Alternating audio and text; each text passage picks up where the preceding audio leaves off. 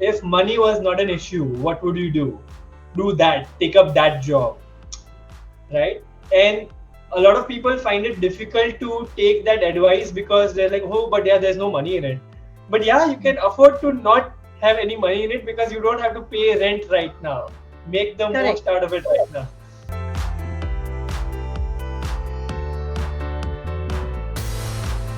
The world is yours for the taking.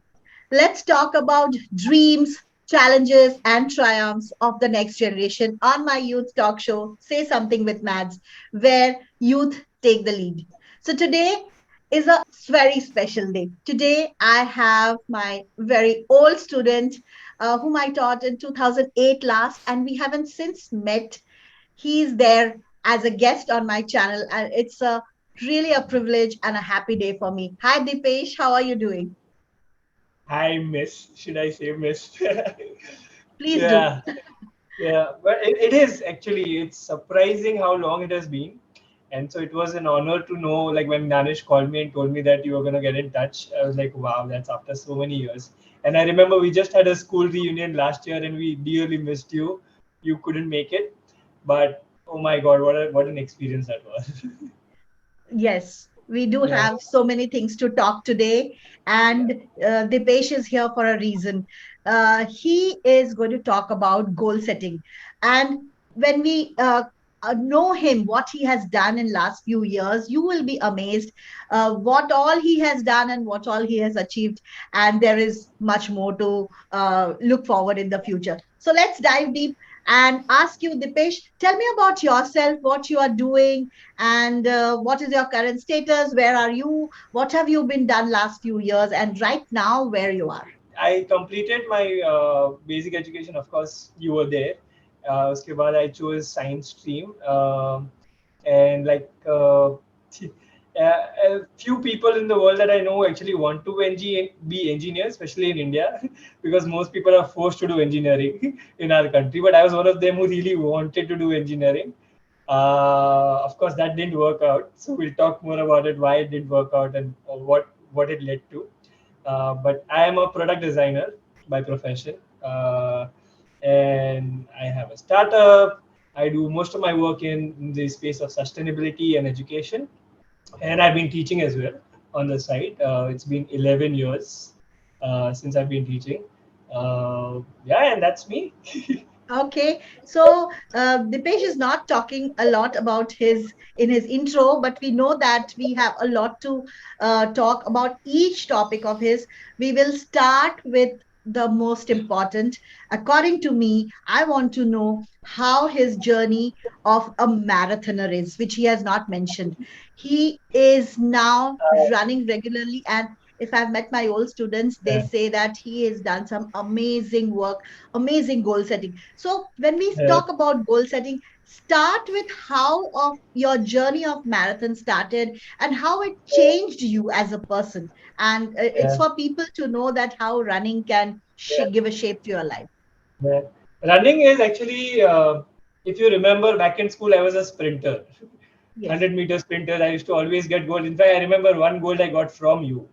I still Hmm. have that image with me. Oh, okay. Uh, uh, but then, uske baad, of course, life happens, and it happened with me as well. So that like 10 years of no physical activity in between. After school, you went to college, then I went to higher studies, and then work and all of that. And then it kind of came back to me in 2018. It was around the time when I was trying to deal with my first startup, and it was really getting to my head. It was very stressful Hmm. because I had no hand holding. Right? Imagine Hmm. like starting and then you are the boss, and now what do you do? So I was going through a very difficult time mentally, and at that point in time, I came across this woman named Aisha Bilimoria, who's an Indian athlete. Even at that point in time, she was the state record holder, and she was a sprinter also. So I could really relate with her, and she was sharing her mental health journey. And then Hmm. in that talk, on that Netflix talk, she mentioned that she does her regular workouts in Bandra, and I'm not too far away from Bandra, so I like maybe I should just drop in and see. And she was at that point in time, she was the head coach of Adidas Runners, which is a running group in Mumbai. So I just showed up at one of her sessions, and that day they were starting this. Uh, it's actually an international event called 100 Days of Running, where you're supposed to do like for 100 days you run every day. You can walk if you want, that's fine, and you do 2 kilometers. And the goal, of course, the goal of that international challenge is to get people to be more active. Nothing else. So you could go for a 2 kilometer walk, that's fine as well. And so I was there, and she asked me, "Would you want to do it?" And I didn't really know what I was saying yes to, but I said, "Yeah, why not?" Right? And that was me resuming running after like full 10 years. 2008 was when I ran last. And then 2018, I'm resuming my running again. And I still remember that day we had to run just a kilometer, and I was huffing and puffing at 400 meters. And I was like, this is not good. This is not how it should have been. But then slowly it began. And then since you mentioned goal setting, that was my first experience of goal setting in my personal life was then. I just gave myself a goal that, okay, in the first 10 days, I'm going to run 2 kilometers every day. The next 10 days, I do four. Next 10 days, six, then eight, so on and so forth. The thing is that I said so on and so forth to myself. I never really bothered to calculate what it really meant. And it meant the last 10 days because it's 100 days, right? So 10 days ka 10 installments. And the last installment, I would be running 20 kilometers every day. I just did not complete the math on that. But I just said, okay, this is the goal I'm giving myself, right? And it worked out in a very funny way because in the beginning, uh, the arc was quite steep, right? Because I was starting with nothing, and then right in the first few days, 2 kilometers became very easy. So I was doing more than what I had planned for in the beginning, which was fine. And I also had this additional goal that I gave myself where I didn't want to, like, if I'm walking, I'm not calculating that distance. It was Oh, not supposed to be that way, but in my head, I was like, okay, I'm not going to count my walks. If I walk in the middle, I pause my watch, right? And then whenever I start resuming, I'll resume my watch then.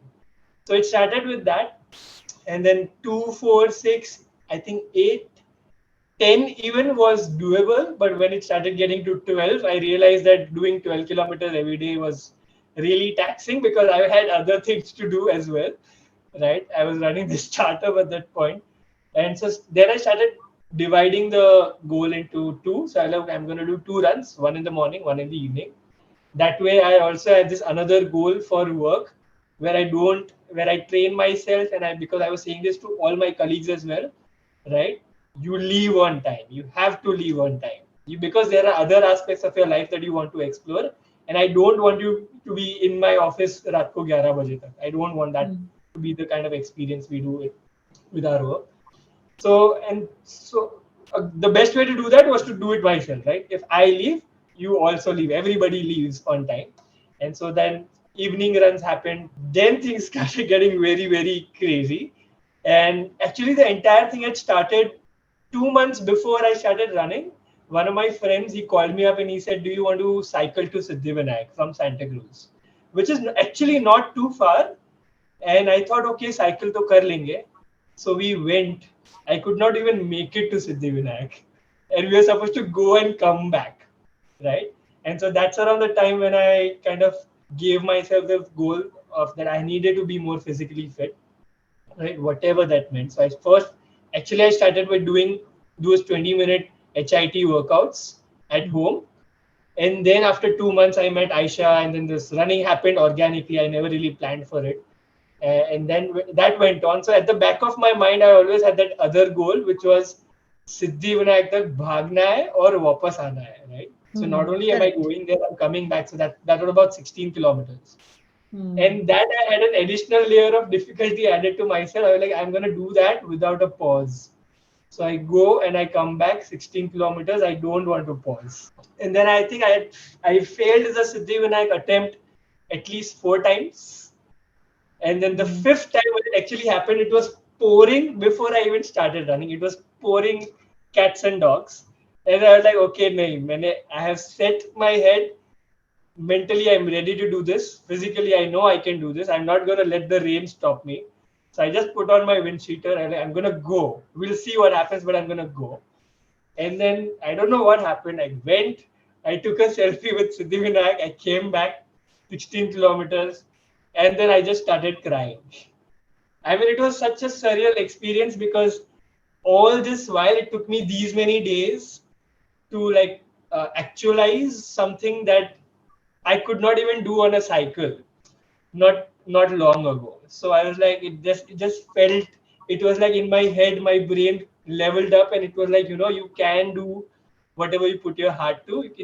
You just have to trust the process and like have some patience at times Wow. because you will It's fail. amazing. I could run every day 9 kilometers. We used to go from my house to BKC and run and come back. Just a Wow. bottle of water we used to carry and run. Yeah, And now, after so many years, it becomes so daunting to yeah, even think that this was achieved. So, to ask you, can I get back to that phase again?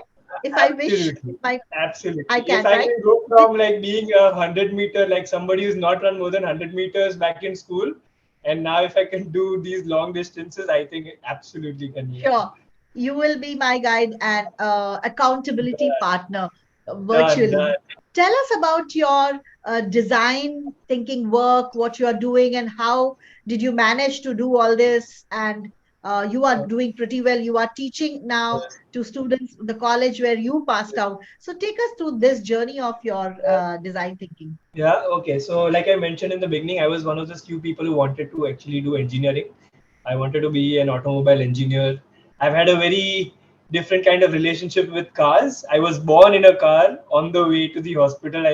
My mother never really made it to the hospital. Okay.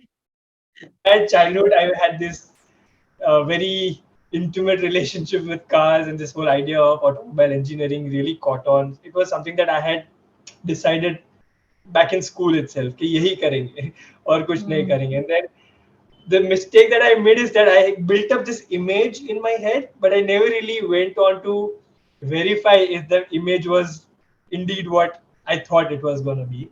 Uh, but it happened whenever it happened in 12th standard. I finally went to this institute called Baba Siddiqui Institute of Engineering, which happened to be one of these few institutes back then who were offering automobile engineering as a UG course. And I went there, and it broke my heart because it was nothing like what I had imagined. It like I love theory, but there were no cars there back then, and I was like, this is Hmm. not what I thought it was going to be, right? And so after 12th, I decided to take a small break, but I didn't Hmm. really know what that break would entail or how long it would be, and none of it. And I spent almost about 2 months googling stuff, and then I realized कि घर पे बैठ के नहीं होगा, right? And also in my comfort zone nahi hoga because all the people I already know, I've already spoken to them and nothing fruitful has come out of it. So I have Okay. to step out of my comfort zone, which is Bombay, right? And all Hmm. the people around Bombay that I already knew of. And I have a friend in Pune, Hmm. uh, and so I thought, okay, I want to do this, but I want to do it in a calibrated way. So I don't want to give myself and my body a shock. So Hmm. seemed like a good bet, not too far away from Bombay. If something goes wrong, I can always come back, sort of a thing. Hmm. Initially, when I went there, I went there just for a week, just for like I was just taking a break. I thought like maybe my brain needs a break, and I can start with a Hmm. fresh page then. I went there. He was a street artist himself, and so he asked my help, and he asked like, okay, I'm making this 6 feet tall wire mesh stiletto for this Pune Fashion Week. Would you want to help me with it? And that was around the time when I had my dad got me a camera as well. This was this one thing I wanted him to get me a bridge camera, and he said, agar seekhna hai, to use the actual tool, get a better tool. He got me a DSLR. He said like, I asked for this and you are giving me this. Okay, I take it. Right, so I took that camera, went to my friend's home, to Pune, and as we were helping him make that, I was documenting it, right? And then eventually Okay. it got done, and then we went to the Pune Fashion Week where it was put up in the hallway as one of the installations, and I was just clicking pictures, right? And a woman came to me and she asked, "Can you help me with a few photographs?" I didn't really know what she was asking for, and I said, "Why not?" Right? But it's been only 3 days since I've held this tool, right? I haven't Okay. had this tool. I don't know this tool well enough, but I'm like, okay. I just didn't know what I was saying yes to, nor did I know who she was and what she was really asking of me. But then before I knew it, I was like the head photographer of the fashion week, which is crazy, right? So there Wow. apparently their photographer fell sick that day, and they could not think of anybody else in right at the moment as the show was about to start. And that was my first experience with a fashion week, right? There's a ramp in Uh-huh. front of me, all these really hot women are walking in front of me. I have no clue of how to use this tool, and I'm the main photographer, and there are people way more qualified and way more senior to me, and there's apparently a pyramid. There's another dais in front of this ramp where all the photographers are, and there's this pyramid of photographers, and I'm at the apex of the pyramid, and I have no clue what is going on. I can't bail out because I already said yes. So I just put my camera on auto mode.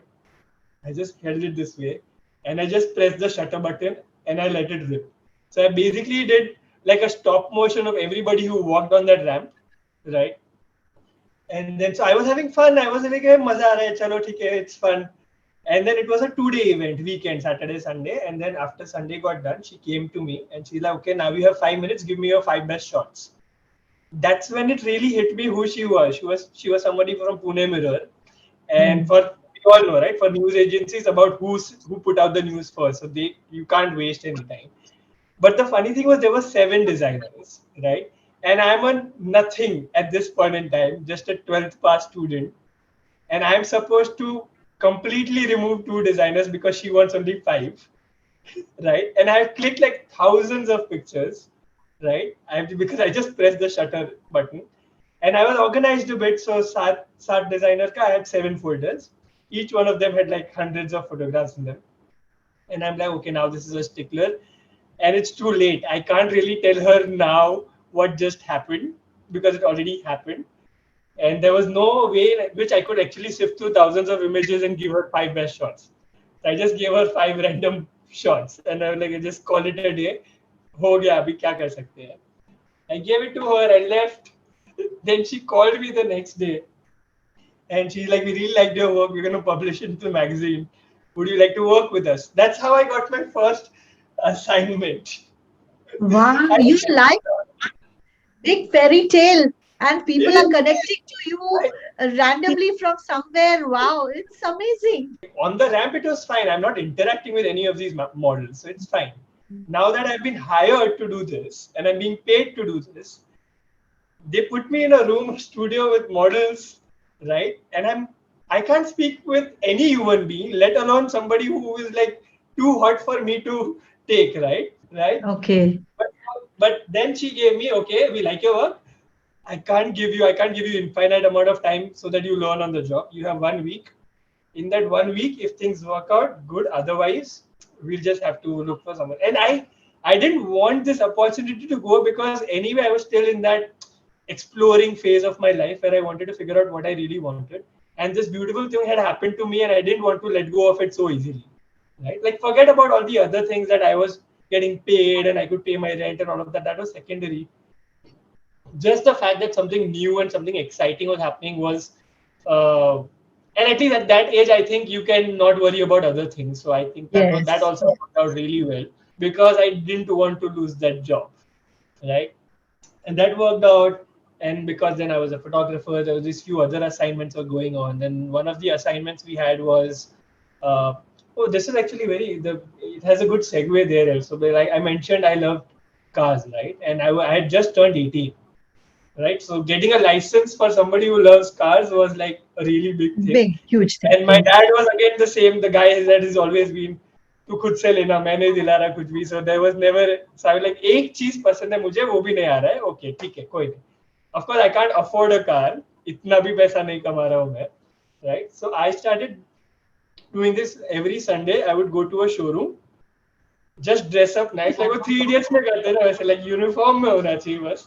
I'd go to a showroom, pretend as if I'm a potential buyer, get a test And drive. take a test drive. That's how that's how I learned how to drive because I had no car to like learn driving on, and Practice. I really wanted to drive. And then I realized कि वो 5 minute का drive से मेरे को driving तो आने नहीं वाली है, and I wanted to go on longer rides, right? So I wanted to figure out a way in which I can drive. Of course, it's not my car, so it has to be somebody else's car. So I was sitting in my head, and this is like the beginning of design thinking happening, right? Because you have a problem statement in front of you now. The problem statement is Dipesh wants to learn how to drive. Dipesh does not have access to a car. How does Dipesh go about it? How do I get somebody to pay me to do this? Which is very weird. Like, I'm driving your car and you're paying me for it, sort of a Huh. thing, right? And that was, I just sat down and I was trying to think of all these other things that I could do because photography was happening, but that's not what I wanted to do. It had to come back to cars somehow. What are these other things that people do throughout the year, right? All these other jobs that I could think of, like teaching, for example, is a very seasonal job. उनका vacation, तुम्हारा भी vacation, sort of a thing. So I want to make sure that I get to drive all days of the year, right? How do you do that? So they're like, okay, what is this one thing that people do no matter what? Like, koi special occasion ho na ho, it doesn't matter. People need to be doing this one thing. And then I realized people drink. People don't need an occasion or an excuse to drink. And more often than not, people take their cars and then whatever peer pressure or all of that happens, and they end up having a drink or two. But maybe this individual is a conscious citizen and he doesn't want to drink drive. What if I take He called him? for. What if I take him to his place in his car? Does that work? In the beginning, I was like, कि कोई pay नहीं करने वाला है, but ठीक है, I'll at least get to drive, right? Now, but how do I find these people? So every time I defined my what, I defined my why.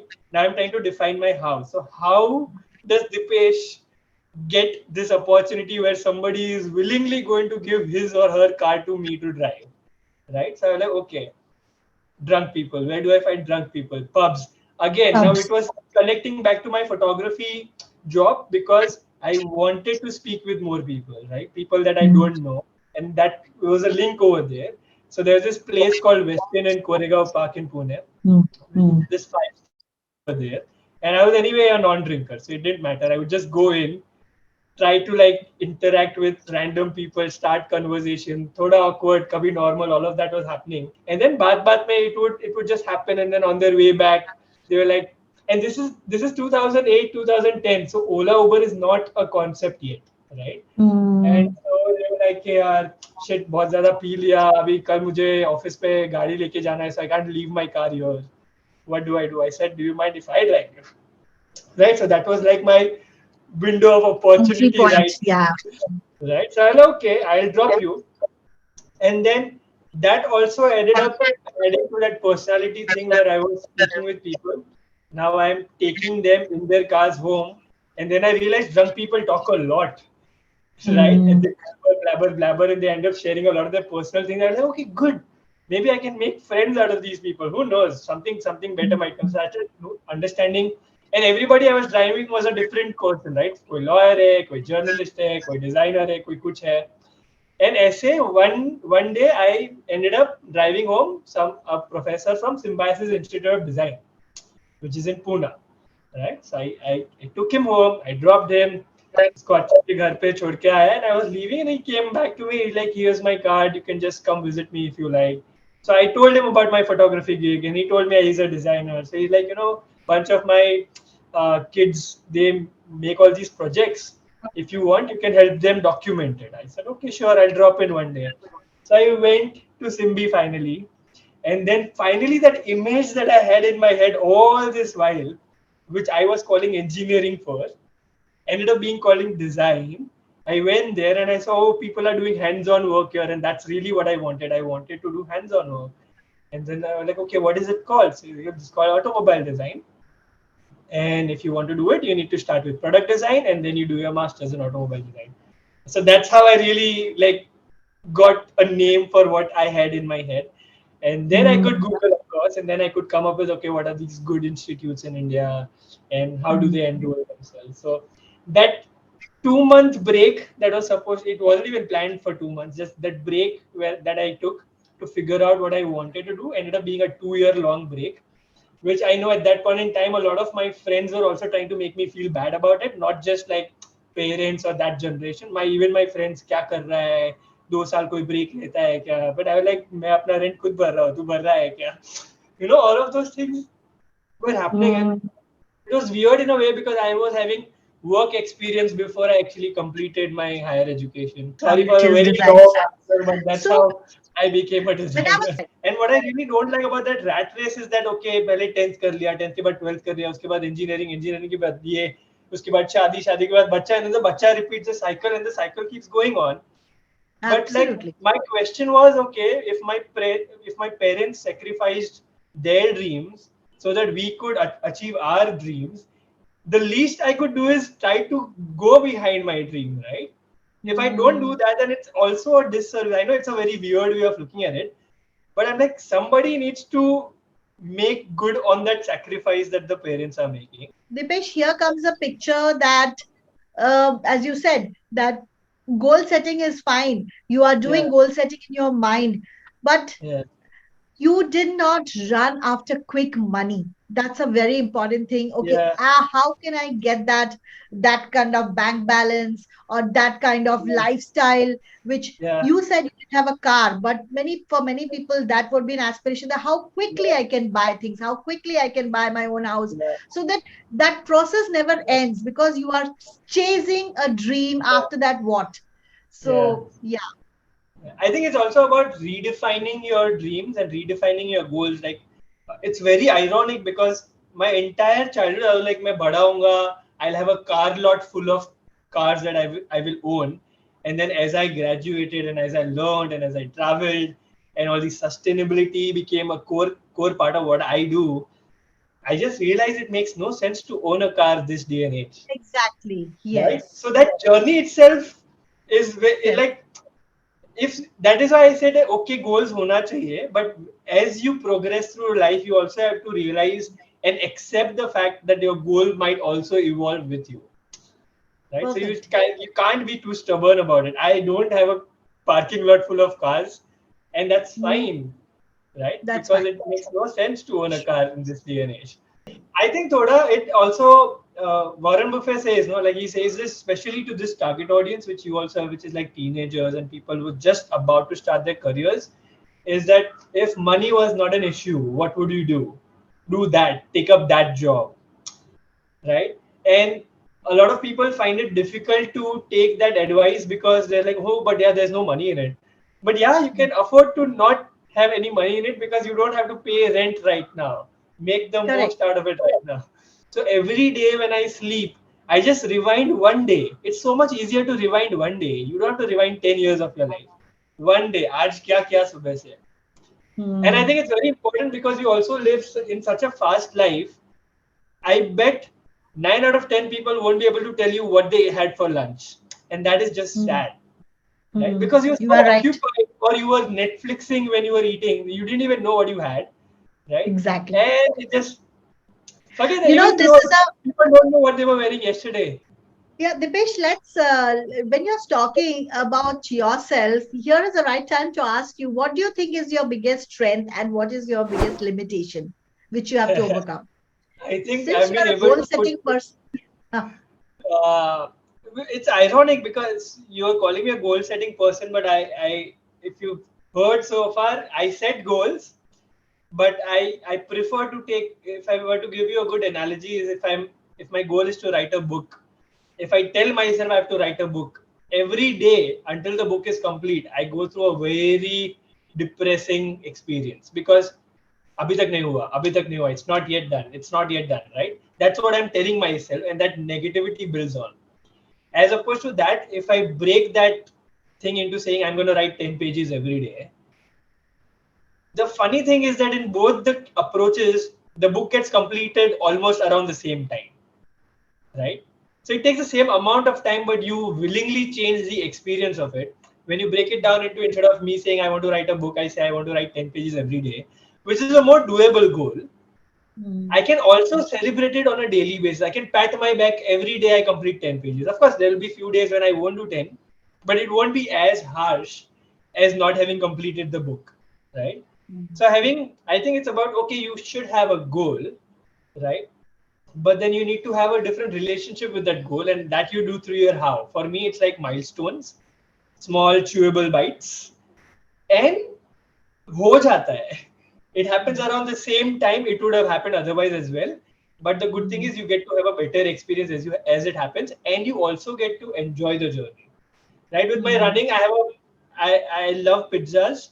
So running के साथ मेरा this thing is every time I do a race and I have a good race, I treat myself. That's Yeah. my cheat day, right? And it's something I look forward to. Not Mm. just because I'm excited for the race, but also the pizza that I'm going to get It's afterwards. Why not? It's a small reward. Not everything it's a has to be a reward big at the end reward. of. Sustainability come in your work, and what are you Yeah. doing with children about sustainability? What kind of designs are you doing to live sustainably? Just take us through your Yeah. sustainability journey. I mean, this journey was also, it happened at NID. Uh, Okay. it was very funny because I went there wanting to be a product designer, which means that inherently I should be pro making more things, right? Okay. Because I'm a product designer. Yeah, got it. And in my second year, I remember we had this professor from Holon Institute in Israel, and he was a furniture designer. He came to give us a talk. Now, this guy is on the dais, we are on the auditorium, and he's beginning his talk by saying that the world does not need one more chair.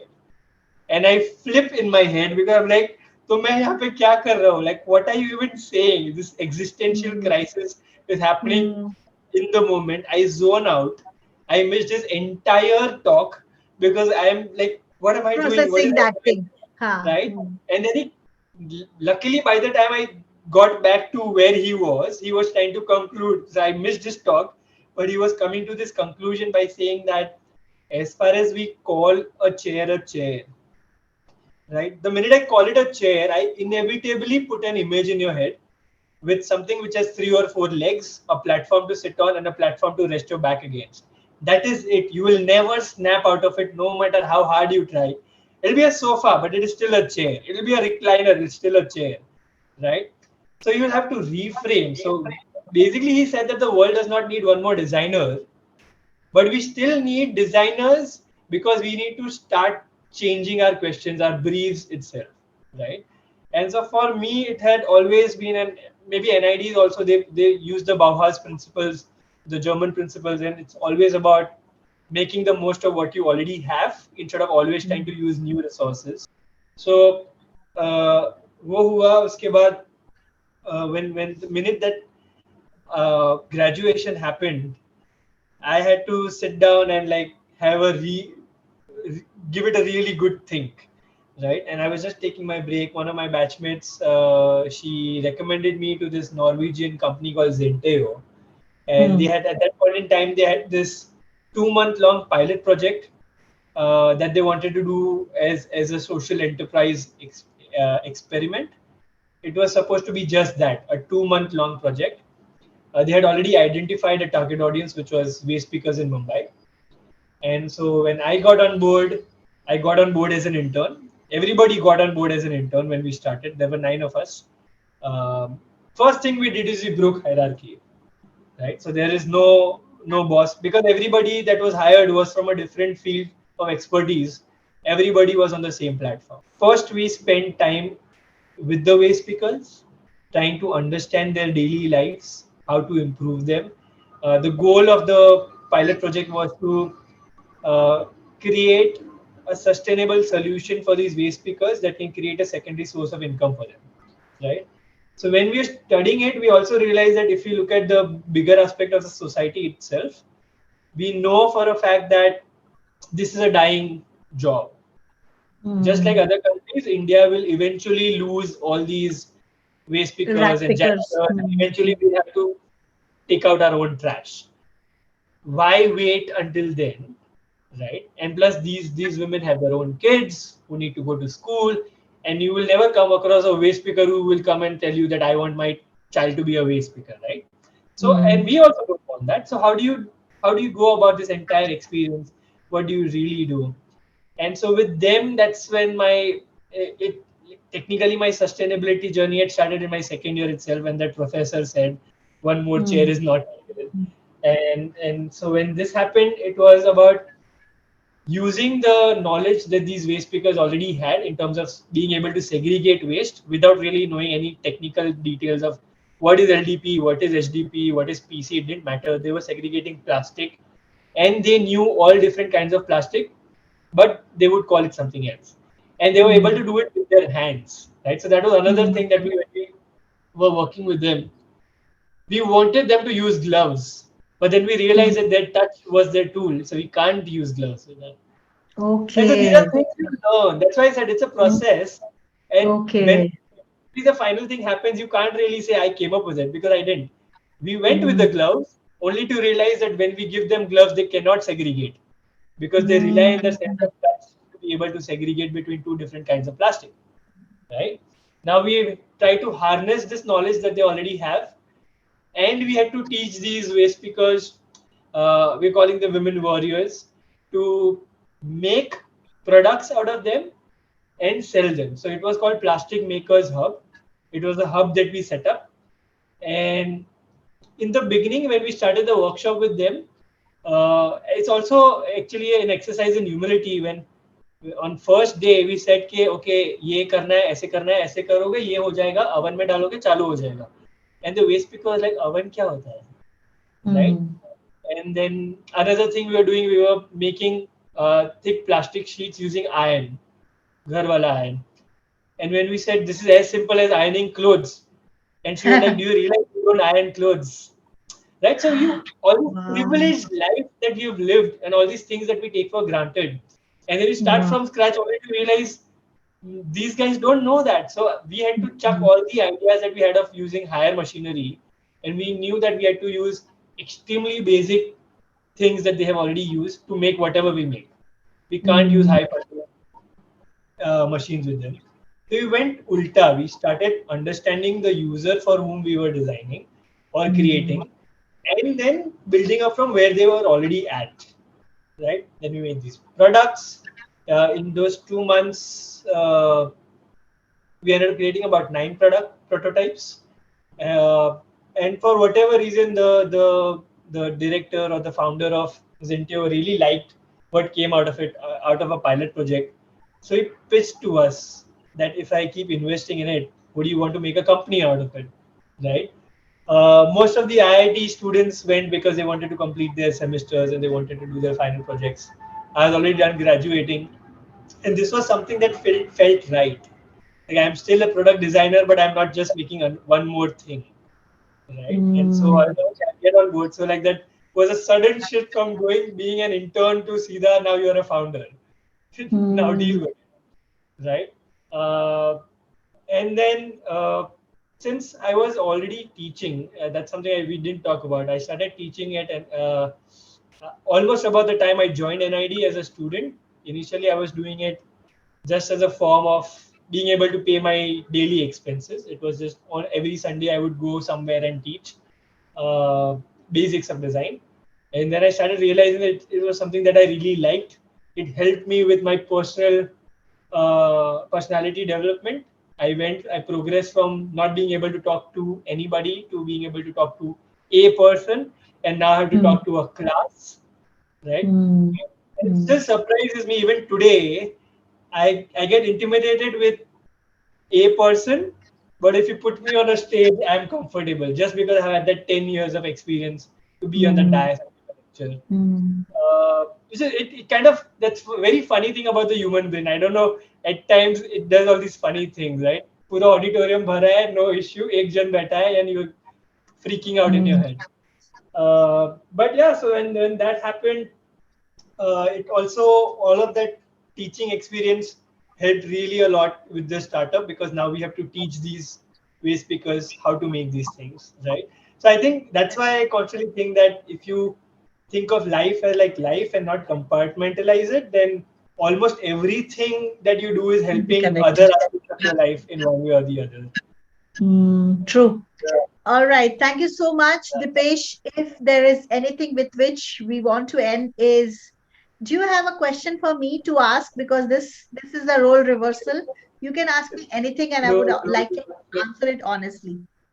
Ah, what do you ask your school teacher? Was there a question I always wanted to ask that I never got a chance to ask you there? Not a school teacher, anything from anywhere in the uh, world, whatever. As a woman, you want to ask, as a I actually one of the I never really got to tell you this. I wish I would have. back then, you actually changed how I took information. When you joined our school, उसके पहले तक, at least my way, and I'm sure a lot other students as well, my colleagues, my batchmates, our way of taking in information is you start from the back of the book, you read the question, and then you find the paragraph that answers the question. So you are just finding an answer to this question. When you came in, you started with a very different approach where you're like, hey, let's just read this chapter. And you were doing history and geography for us. And I still remember the Boston Tea Party so vividly in my head. Right? It has no real significance, but I remember it because you narrated it as a story, which meant that now you can ask me any question and I'll still be able to answer it. So I started understanding and taking information as stories, and maybe that has been my form of explanation as well, or my interaction with other people. I end up just telling people stories. Stories, Maybe, yes. and so that Thank you maybe you so had much. a very strong this thing in the way I started taking information, and that is something that you've contributed largely Great. back in school. So the question would be, I would ask you the same. I think I've answered a lot of your questions right now. You have, If you were let's, you were to change, I'm sure you've been in the education system very long. What would you change? I often get asked this question at the end of a show many a times, and I said that the only thing, as you said rightly, you have touched upon a lot of points, which I think is again very relevant. Is what are we teaching? Which life skills are we teaching? And what is it about? How long are we going to go this before we see Yeah, a new education policy has come? There is a talk of mm, neuroscience based teaching, but it's just one line. We need yeah, more brain based teaching. We need to understand how the teen brain works. So the teacher should be trained for yeah. understanding the teenage brain to teach something. Oh, That is a big change. you asked me for a book. There's this book by it's called How to Speak So Teens Will Listen, and How to Listen So Teens Will Speak. And that book has helped tremendously in all my work that I've had with adolescents. Because like you said, it's a Mhm. very different age and a different experience, and they're going through all these experiences that they can't really know, and they have nobody to talk about. It's a taboo, especially in our country. So they don't go to their parents. You hardly have that conversation in school. So I don't even know if they go to their teachers or if the teachers are even comfortable talking about it. So yeah, that is one book. This is one topic. Yeah, this is one thing which I think is the most important thing, where subjects have become Yeah, irrelevant. Teaching has yeah, become irrelevant in school, especially because you are just the book, anything and is everything is available. More mm, now with Chat GPT, what more you want to teach children? The only thing yeah, you need to teach is how your mind works, that nobody else can teach you. How to yeah, learn what they're yeah. feeling. So, Yeah. some parting words before we end. Um, Parting words. Because you mentioned Chat GPT, the first thought that came to my mind, because I think technology is a funny thing. I always say this, even to Gnanesh, I've said this a lot. Like, for me, the funny thing is science and technology are like, we teach it together, right? Science and technology is always something that we teach together. And it feels like same trains, but going towards different destination. Makes no sense. How can one train go towards two different directions? And we use science to kind of elongate human life and make quality of human life. We're trying to improve with science, and then we use technology to reduce human effort. So my question is, अगर कुछ करना ही नहीं है तो जीना क्यों है? Like I'm like always constantly thinking that in my head. It's very so, ironic that we have this science and technology thing going on, and इसका कुछ so करना चाहिए. great, great parting words. All right. With this, we end our conversation today. And I'm sure the listeners will get a lot of insights into what could be done, what needs to be done in Yeah, terms of design thinking and goal setting, which was our yeah, core topic. And goal setting is yeah, something which will be reflected in every part of our life. It's not just run yeah, a race, but in every yeah. aspect of our life. So thank you so much, Dipesh, for this conversation. And Thank you so much for mm, having me. Yeah. Thank you for the subscribers, those who are subscribing and watching my channel. Keep watching and leave your comments how you are enjoying each conversation. See you next week with another of a young guest with new perspective, new ideas. And before I end, take care of the world. We have only one earth. Do a little bit about what you can do to live sustainably, and a big change can happen. Bye bye, and thank you.